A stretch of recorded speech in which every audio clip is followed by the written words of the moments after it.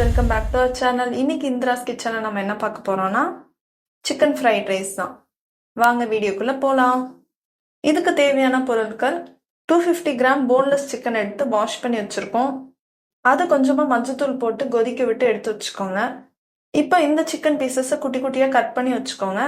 இதில் தேவையான அளவு உப்பு ஆட் பண்ணிக்கோங்க. கொஞ்சமாக மஞ்சத்தூள், கொஞ்சமாக கரம் மசாலா ஆட் பண்ணிக்கோங்க. 1 ஸ்பூன் அளவுக்கு காஷ்மீர் சில்லி தூள், கொஞ்சமாக பெப்பர் தூள் ஆட் பண்ணிக்கோங்க. கொஞ்சமாக சீரகத்தூள் ஆட் பண்ணிக்கோங்க. இந்த மாதிரி ஃபுல்லாக நல்லா மிக்ஸ் பண்ணிவிட்டு இந்த சிக்கனை வந்து ஒரு 10 to 15 மினிட்ஸ் வந்து அப்படியே விட்டுருங்க. இது மேரினேட் ஆகட்டும். ஒரு கப்பில் தேவையான அளவுக்கு இஞ்சி பூண்டு பேஸ்ட் அரைச்சி வச்சுக்கோங்க. கேப்சிகம்மை கொஞ்சமாக கட் பண்ணி குட்டி குட்டியாக வச்சுக்கோங்க. 2 பூண்டை குட்டி குட்டியாக கட் பண்ணி வச்சுக்கோங்க. 3 பச்சை மிளகாவை நீட்டமாக கட் பண்ணி வச்சுக்கோங்க.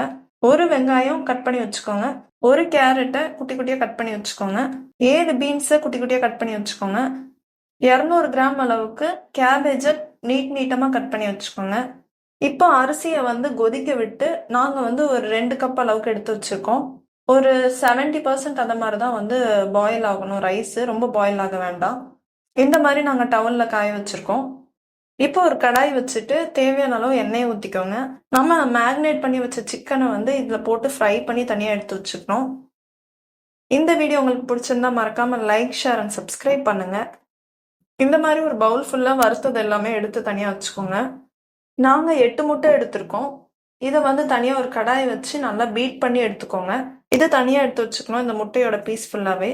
இப்போ கடாய் வச்சுட்டு சிக்கன் ஃப்ரை பண்ண ஆயிலே வந்து கொஞ்சமாக ஊற்றிக்கோங்க.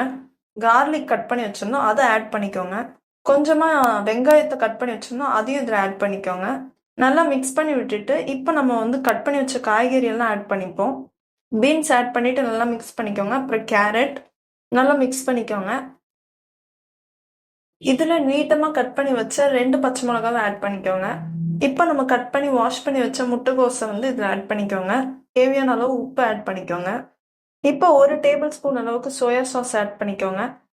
1/2 ஸ்பூன் அளவுக்கு வினிகர் ஆட் பண்ணிக்கோங்க.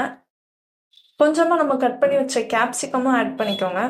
இப்போ நம்ம முட்டையை எடுத்து வச்சுருந்தோம், அது வந்து இதில் ஆட் பண்ணிக்கோங்க. ஆட் பண்ணிவிட்டு அதுக்கப்புறமா நம்ம வந்து சிக்கனை ஃப்ரை பண்ணி எடுத்து வச்சுருந்தோம், அதை இதில் ஆட் பண்ணி 1 டேபிள் ஸ்பூன் அளவுக்கு சில்லி சாஸ் ஆட் பண்ணிக்கோங்க. இதெல்லாம் நல்லா மிக்ஸ் பண்ணிக்கோங்க. சாப்பாடு இதில் ஆட் பண்ணிக்கலாம். கொஞ்சம் கொஞ்சமாக தேவையான அளவுக்கு ஆட் பண்ணி நல்லா மிக்ஸ் பண்ணிக்கோங்க. சிக்கன் ஃப்ரைட் ரைஸ் ரெடி ஆயிடுச்சு. இப்போ இதை சர்வ் பண்ணலாம். இப்போ சாஸோட சர்வ் பண்ணியாச்சு. நீங்களும் ட்ரை பண்ணி பாருங்கள். நெக்ஸ்ட் வீடியோவில் பார்க்கலாம்.